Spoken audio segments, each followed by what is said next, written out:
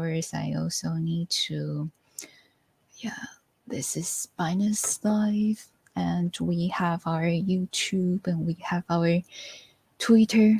I'm double checking all the connections across platforms so far. Okay, here we go. Let's go.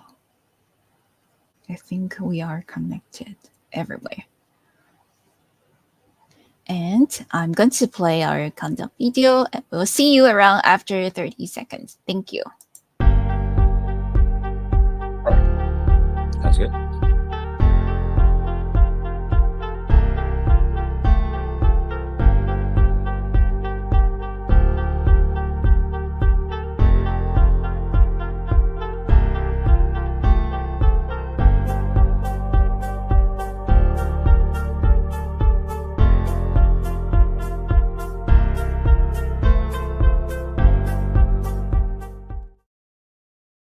GM, everyone, actually happy Moon Festival for people who are in Asia, because today a lot of different countries and areas are celebrating the Moon Festival right now, especially if you go outside and look at the moon, it's the round shape. And we have two gentlemen, they are actually also in Asia, right? The Token 2049 in Singapore. So glad to have both of you, Taylor and Alex. Would you like to, starting from introducing yourself and introduce your project to us? Let's go over to our guest speaker, Taylor, first. Thank you.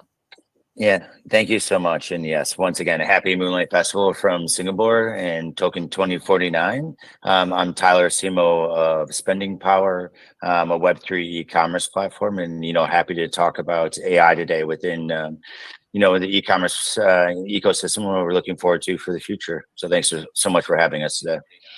Awesome. Thank you so much, Tyler, for joining us. And Alex, would you also like to briefly introduce yourself and introducing Nimble to our audience? Thank you. Yeah, of course. Hey guys, how's it going? You probably already know me, most of you. Marketing lead at Nimble, been running the AI panels with Moonlight for a while now. And yeah, I mean, Nimble's just a simple open AI network that we want to build the AI sharing economy and simplify AI development as much as possible. And by that we mean building the framework for people to actually, for developers to create those AI agents, and in the marketplace for developers to actually use to monetize, right? So we're interoperable. That's the main goal, and then we use Cosmos SDK to actually power our Nimble chain. There's a lot more to get into, but that's a brief introduction. Awesome. Thank you so much, Alex, for early intro. And we are going to learn more about both projects during today's AI panel together. First, our very first question to Tyler is that, do you mind to tell us how Spending Power's reward ecosystem is transforming traditional loyal programs, especially, who doesn't like rewards, right? We'd love to learn more on how to get rewards from Spending Power as well. Thank you. Yeah, so I think a lot when you look at just traditional, having been in the marketing background for so long and looking at consumers and the way they interact with brands over the years is like, most consumers aren't rewarded actually, physically for their rewards, and so users can go out and post, stuff on Instagram or Twitter and everything, and actually are being rewarded on behalf of aren't being rewarded on behalf of those brands. They're pretty much doing free advertising. And then I think when we look at e-commerce as well, as we're a former Web2 e-commerce platform, moving our infrastructure into Web3, utilizing blockchain technology within, spending within stable tokens, as well as using blockchain for supply chain management and everything. I think we really want to give everything back to the consumer. And I think that's a lot where we're looking at within blockchain these days. So I think when you start looking at loyalty rewards for Spending Powers, what we've done is allow users to spend USDT or USDT stable tokens to purchase physical goods and real world assets. And when they purchase physical goods and real world assets with stable tokens, they receive our utility token in return, similar to what you would think of with like credit card points or airline miles. But I think when you look in traditional senses, that's typically utilized right back on the initial platform, but within cryptocurrency and utility tokens, that could be really DeFi'd out to a lot of different aspects. Not to say you can't still use it back on our platform as well within different malls within their e-commerce platform. But I think we're providing, loyalty rewards and giving back to the consumers, which I think is the most important part of, what blockchain and tokenization of that really provides. Awesome. Thank you so much, Tyler, for the detailed information sharing with us. And feel free to share your screen and guide us as well, because this is a video and everyone could see what we share within over here in our backstage. And next, we're going to go over to Alex. Before we officially start our AMA session, we were actually talking about our different in real life conference event experiences, right? So, Alex, how about can you tell us or share a recap of Nimble's participation in different conferences from Token 2049 to Korean Blockchain Week? Thank you. Yeah, that's a great idea. Yeah. We can we can definitely shed some light on what we've been up to, but KBW and Token, and actually can't wait for Tyler to also jump in after with his updates about impressions for the event. But okay, for Korea Blockchain Week, we were there for about a week with most of the team, just building as many partnerships as possible, and we co-hosted two events. So we were an ecosystem partner with all the Delicium AI powered events. They're like the main KBW partner. And then we also co-hosted our own event. We called it Brainiacs Unite. So we had Ether joining, Spectral Labs, OG Labs, and so many more. So that was really cool with a great panel, great engagement. You guys probably saw me with like little videos going around, be like, hey, what do you think about the future of AI? And then we're actually doing the same thing, but with very different questions. Things like, okay, describe Web3 AI in 3 words, or how AI aims to solve UX in decentralized apps. And with Token 2049, way more people, as you'd expect, right? Singapore, a lot greener too, and a lot hotter. And we had just had our second event. So our founder Anthony, he spoke at an event yesterday, GrowthCon, it was organized by Social Scan Hemra. We had other like Zero G joining as well. And today we were all day at this AI-Fi summit. So a lot of people coming in and asking us what we do, and telling them about the AI sharing economy part of things, about how we plan to actually cater to the Web2 space as well. So very, very different audience overall. Very targeted today. So very, very useful in that sense. Yeah. I would say like today was very, with all the events, 4 or 5, a lot was very AI heavy as well. Like I just came from an Atheria event at and then DNA as well, and then Deep in this morning. But yeah, I think AI is really heavy right now within Singapore for Token 2049. But yeah. Nice. Yeah. And also, as we know, agreed. AI track is definitely booming, right? These years. And I will also expect that it will get more popular when more and more users, both in Web2 and Web3, are adapting AI tools in our everyday life. And of course, the events are amazing, right? From KBW to Token 2049. And coming soon, I believe there will be more in Dubai, right? So perhaps you guys are going to meet again, somewhere. Nice. Yes, yeah, we'll be in Dubai. Yeah. That is marvelous. And next, we are going to have another question to Tyler from Spending Power as well. We would like to know about how does Spending Power use AI to enhance customer personalization in the B2C space. Since we talk about AI, right? Let's also talk about how Spending Power using AI in your project as well. Thank you. Yeah, definitely. So I think when you look at like traditional user experiences in a Web 2 aspect, so we are a Web 2 platform to begin with, and it moved into Web 3, as I mentioned before. But I think within AI and the blockchain technology as well, is really providing that unique user experience where everything is really customized to the user. So now these days, people utilize ChatGPT to better understand their behavior, whether they're writing articles or their work, they're starting to learn about that. But within e-commerce, you can really create a unique platform. So when you log into an Amazon, you see the general same thing that everyone else sees. But within AI that's coming now is you can actually create unique experiences where we're allowing users to build their own agents within that and understanding your behavior, your shopping preferences. If you buy groceries every week, you have a smart shopping list that automatically filters right back into your cart. So then all you have to do is, hit submit, or you can actually already have the agent already ship that already, and it's paid through stable tokens, cryptocurrency. So you're really simplifying life right now. And then it's really creating that unique experience, though, that is actually individual to yourself, is what's really important. So that's how we utilize it on the B2C side initially right now. And then I think we'll move more into going further down the road into more financial aspects is within loyalty rewards as well. We want people to be able to manage their money much better and really understand the financial implications, both from a loyalty side, but actually just from a user behavior side, going towards, really moving forward in the ecosystem of what AI can really provide a user. But then them to not necessarily also realize that they're utilizing AI or that there's something on or blockchain technology. We really want to focus on the Web 2 perspective, UI, UX experience to really get that mass adoption overall. Ah, that's really nice. Yeah, Thank you actually, so much.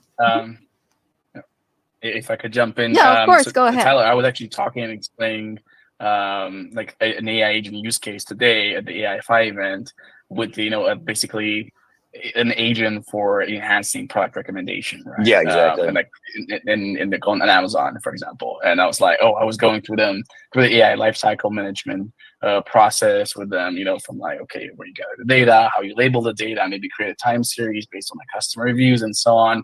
And then you can't go on to, of course, to the back testing, to the fine tuning first.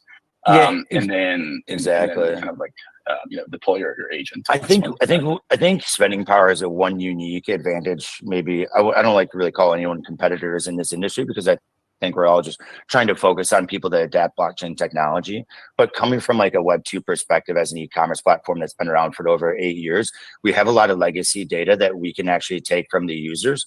And let's say they log in with their similar email address from our previous platform into the new one, that we can actually take their data from 8 years past, all the spending behavior, purchasing behavior, and automatically train the LLM immediately. So those new users, per se, they're actually legacy users, will actually already have their agent automatically built, as opposed to newer companies that are moving into the industry have to do that user acquisition. Then those users have to, perform that data across, the Web 2 and Web 3. So I think we're in a really unique position for both our company, but also to work with other partners like Nimble as well, to train their models as well and really prove that inference of what each individual blockchain AI company is working with and can do. That's what I'm really excited about, this future and what we're all doing together. Nice. Wow. We should talk more about how we could collaborate together beyond this AI panel. We're so glad to learn about your project as well, Taylor. And following that, let's circle back to Nimble. Yeah, Alex, do you like to let us know Nimble's AI sharing economy in more details? Because I recently saw that you wrote a post about it, right? Thank you. Yeah. So the AI sharing economy, right? It's basically our main narrative right now, which kind of enabling this idea of, you take the Uber delivery model, like the Uber Eats model, and then you look at developers building on the side, or as freelancers building these AI agents, right, using our framework, the AI notebook. That's actually going to be launched in about 2-3 weeks, and publishing those and publishing the APIs on our marketplace, and then this way they get monetized. So this way, right, you can have anyone.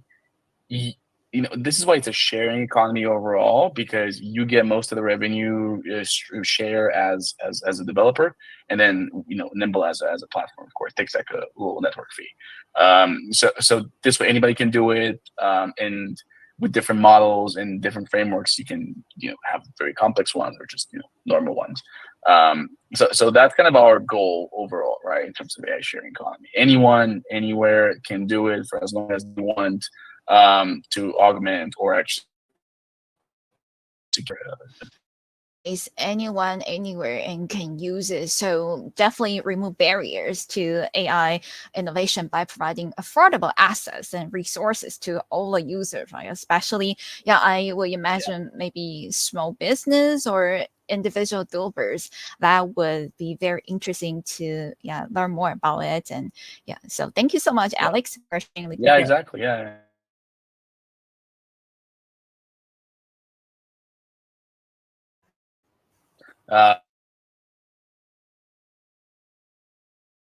faster inferencing speeds. They have their data sets. They just want a very robust notebook to be able to build the agent, and then they source basically the APIs on the platform, on the network. They deploy those, and that's how they monetize.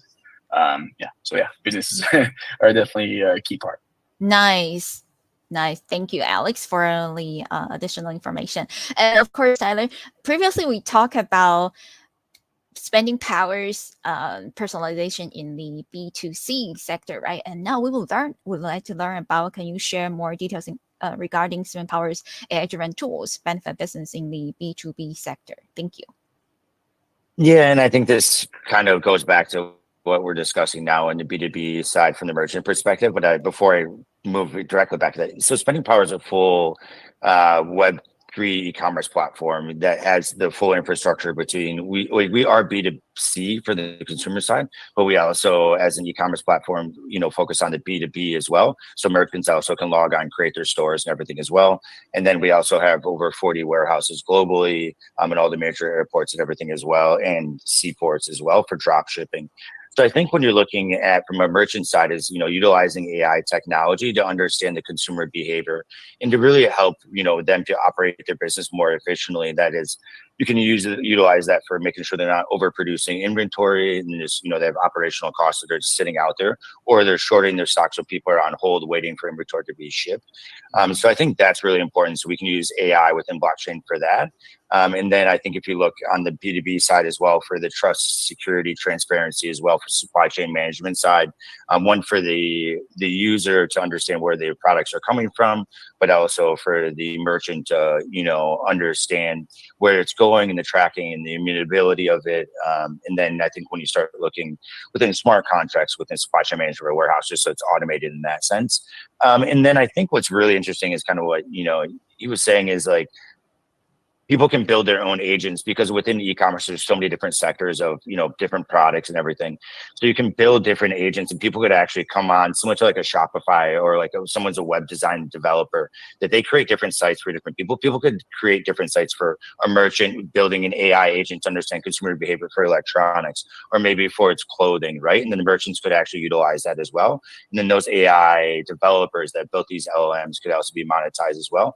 I think you can also do that on the B2C side as well. If someone that wants to purchase certain types of products or be recommended certain types of products, could also be built, something with somewhere with Nimble's marketplace that they're doing as well. And I think this all really feeds back to what we're all discussing is like loyalty rewards for within Spending Power, that everyone should be rewarded for what they're doing and what they're building, and how everyone is utilizing it as well, which I think is really missing in today's web economy, where it's really centralized and people are utilizing our data.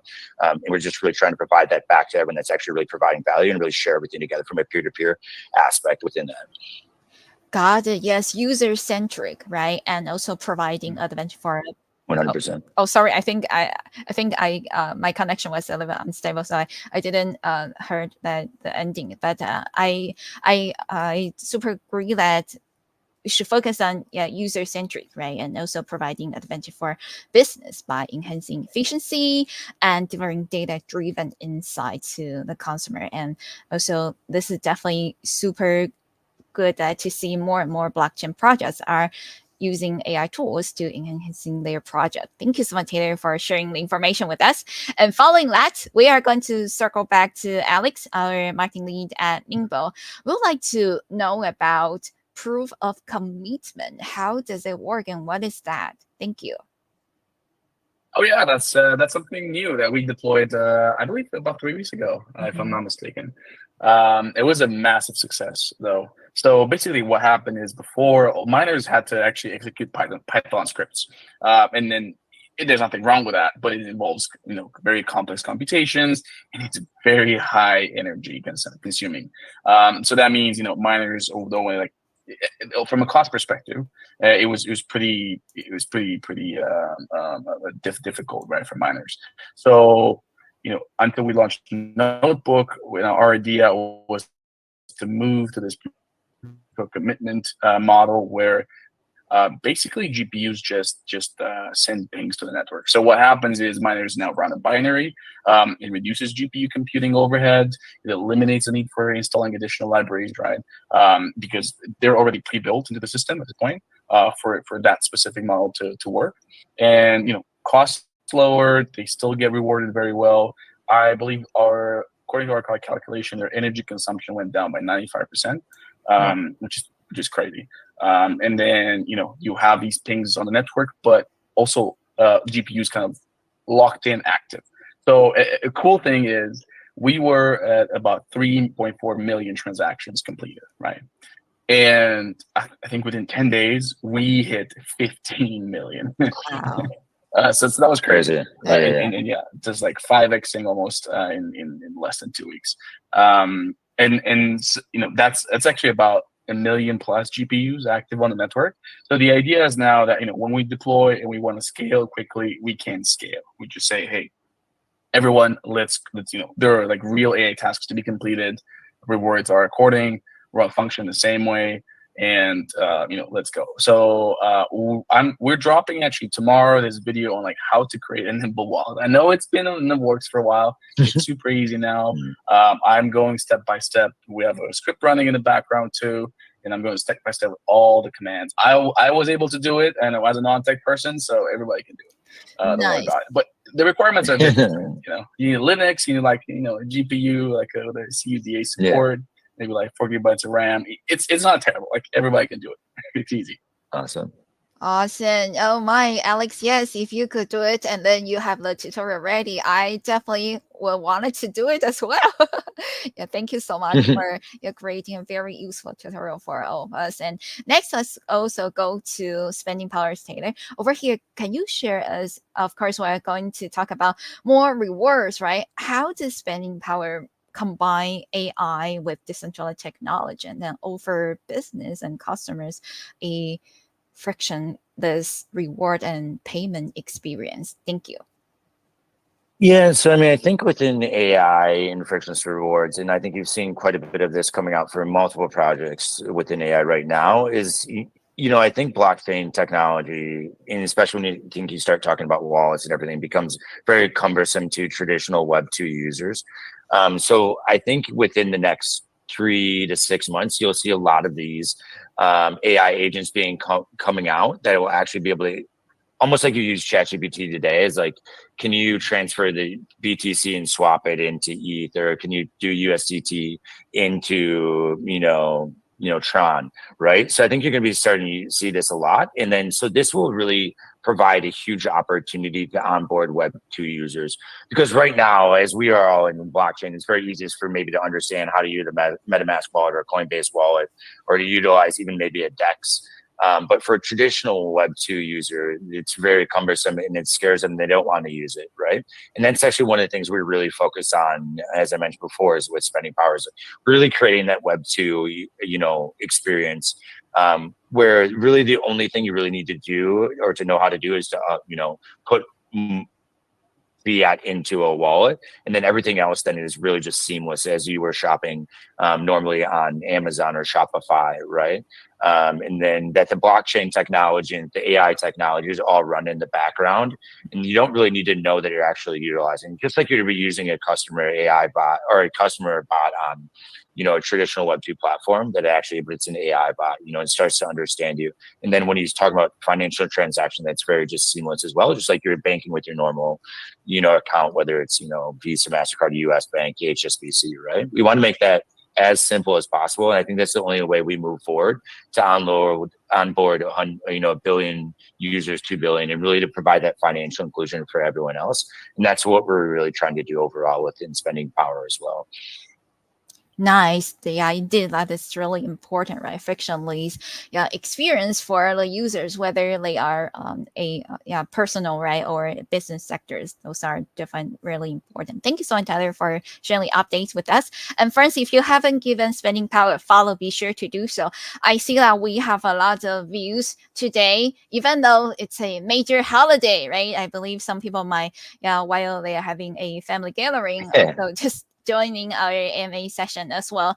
Yeah, with Nimble and Spending Power. Thank you so much for letting us know about that. And next, we will also like to, since we were talking about rewards, right? Nimble recently also has a different kind of reward. And Alex, can you share some updates regarding the Nimble's GPU rewards? Thank you. Yeah, of course. Yeah. So we've updated so that it's fully transparent on how we do rewards, and it ties into the proof of commitment model concept that I've just explained before. So basically, if you're a miner, you have GPU provider basically, then you have the final reward is equal to the usage fee plus the computing reward plus this committed compute power reward. So to explain, usage fee is basically how it's kind of like we take 5% of that, and then it's for using the network and being on it, and then kind of to like compensate for the energy consumption. That's part of it, right? So it's like 95% total. And then computing reward itself is kind of like we use the reputation score times this base computing reward. Reputation score, we've been talking in the past about it. It's something that we came up with to calculate exactly, okay, how are you completing tasks, right?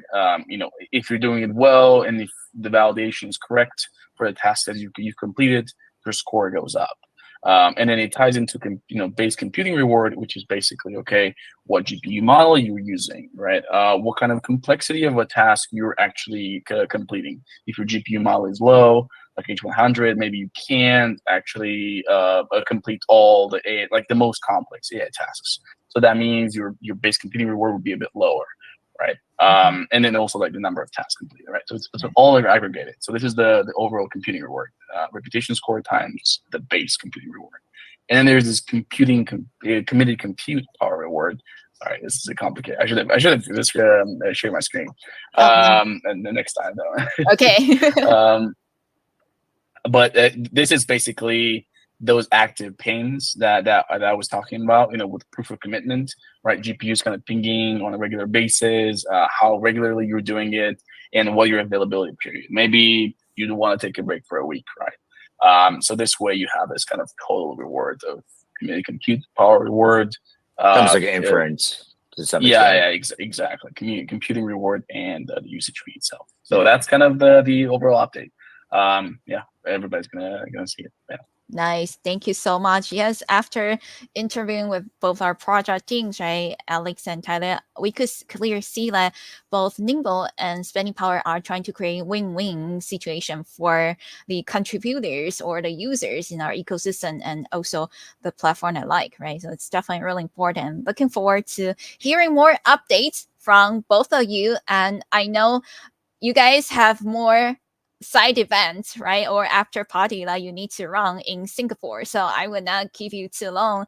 It is pouring rain outside right now. I don't think I'm going to be going anywhere anytime soon. Oh, that's what it was. I heard something, but I wasn't sure. Yeah, that's what I looked. Yeah, it's a massive storm that just came through. So, but yeah, sorry, I didn't mean to interrupt. Yeah, but yeah. No, thank you so much, Moonlight. I really appreciate the opportunity, and thank you as well, Alex. I mean, it's been an amazing conversation. Look forward to seeing you in person this week as well. Ironically, calling both from like a couple of blocks away. But yeah, nice. Thursday sounds great.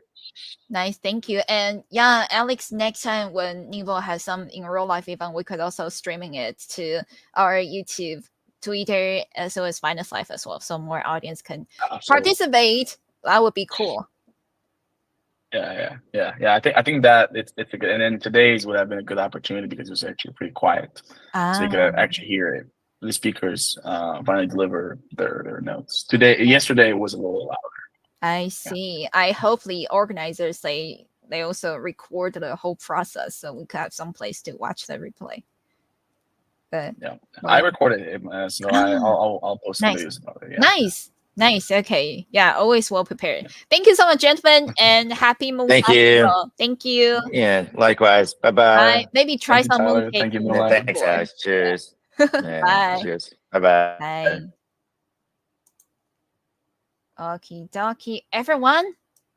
We are going to wrap our session over here, and really appreciate all of you for joining us. And I am going to double check our connections across platforms. Yeah, I believe we're super clear over here.